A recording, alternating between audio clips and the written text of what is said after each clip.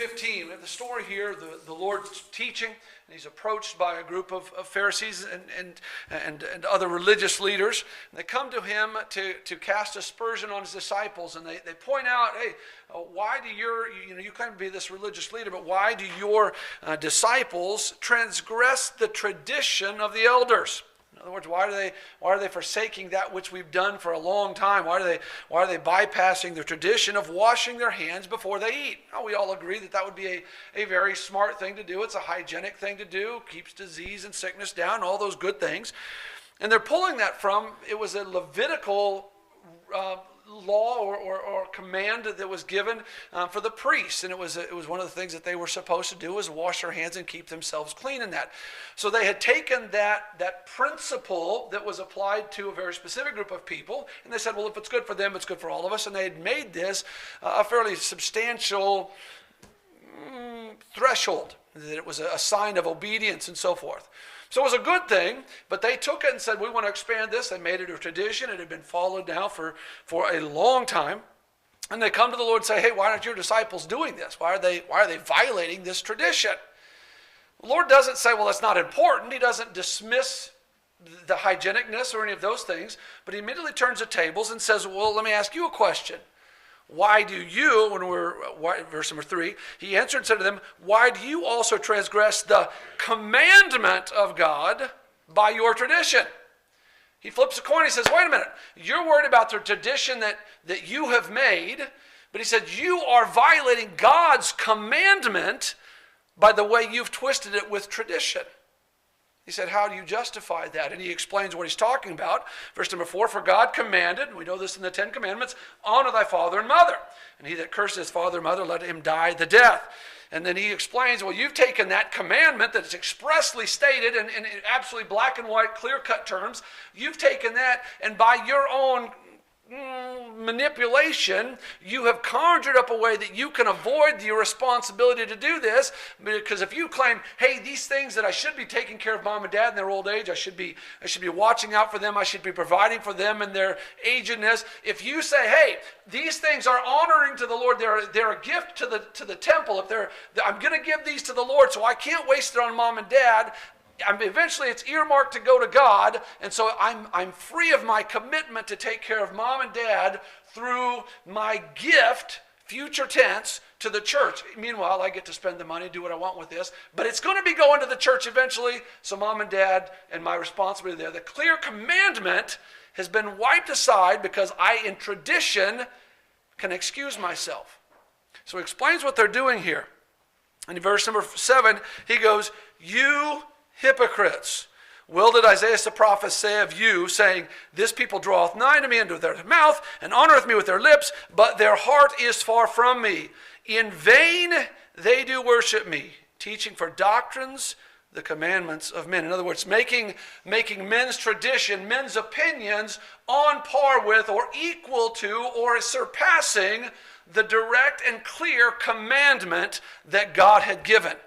He says they talk a good game, but their heart is deceitful, it's desperately wicked, and they are far from me, and all the religious pretense that they show is all vanity. It is empty, it is hollow, it's vain. Now, I'm going to ask you a question that may seem way out of line or way off topic. Let me ask you this question. Don't answer, please. It's rhetorical, but answer in your mind. Are we a good church? Are we a good church?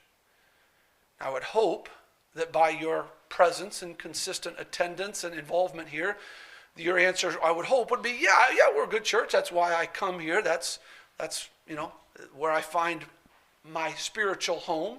I think it's a good church, okay? And I hope that is your opinion. But let me ask you this, why?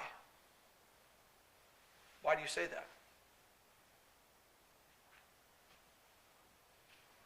I've heard people talk about Adelphi, from Adelphi, in very positive terms.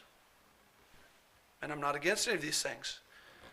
But they'll say things, I just love that we sing the old songs. I love that we still use the King James Bible. I love that church is still an event where we present ourselves and we dress up and we don't come in our pajamas and flip-flops and fill in the blank. I love that we still have Sunday night and Wednesday night services, and a lot of churches are dropping those things, and I'm glad that we still hold to those. I'm not against any one of those things.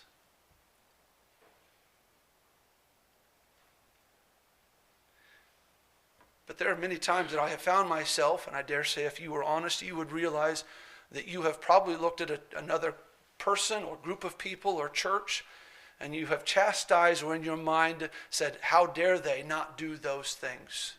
How dare they not follow that pattern that we think is right, and they not do those things? And we've rebuked in our minds that obviously something is wrong because they're not doing those things which we do here. Again, this may seem like a change of topic, but it's not. Do you know what God commanded in Matthew 22, 36 through 40? The greatest commandment. Love your Lord God with all the heart, soul, and mind.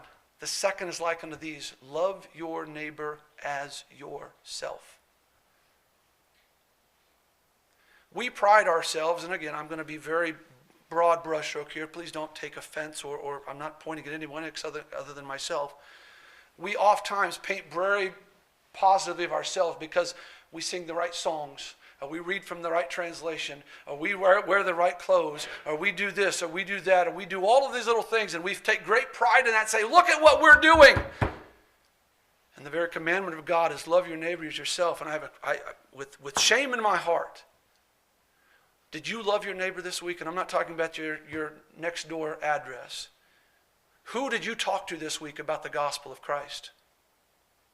Who did you share truth with? Who did you love by speaking truth into their life and saying, there is a God who loves you. There is salvation available.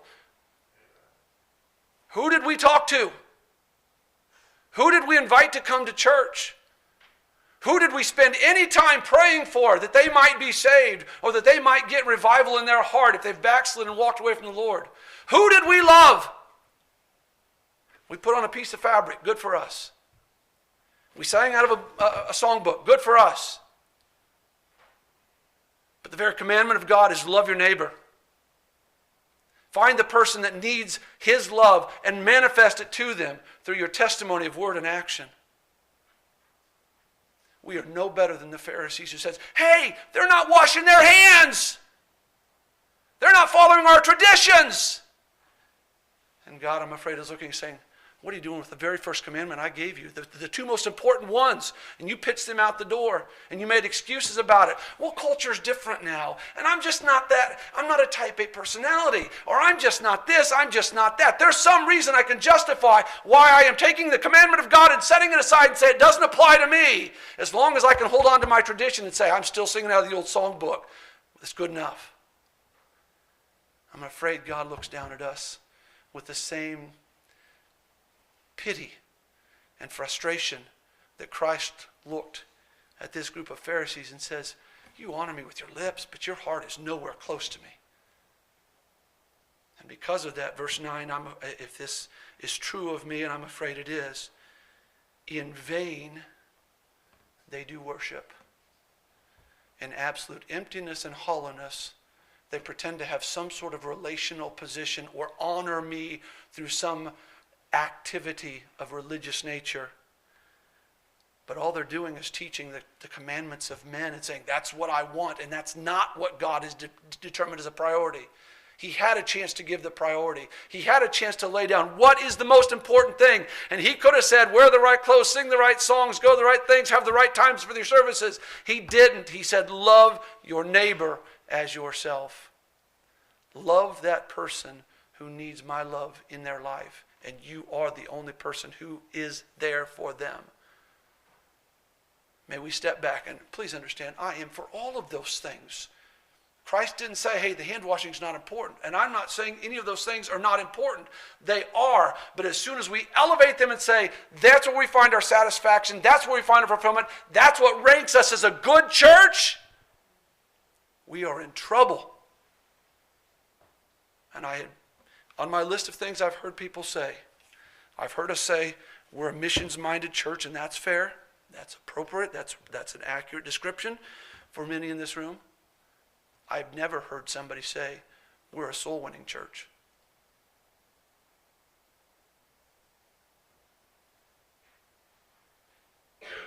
That's a shame. And may God help us to get back to the commandments of God as our priority of how we function as a church and as individuals.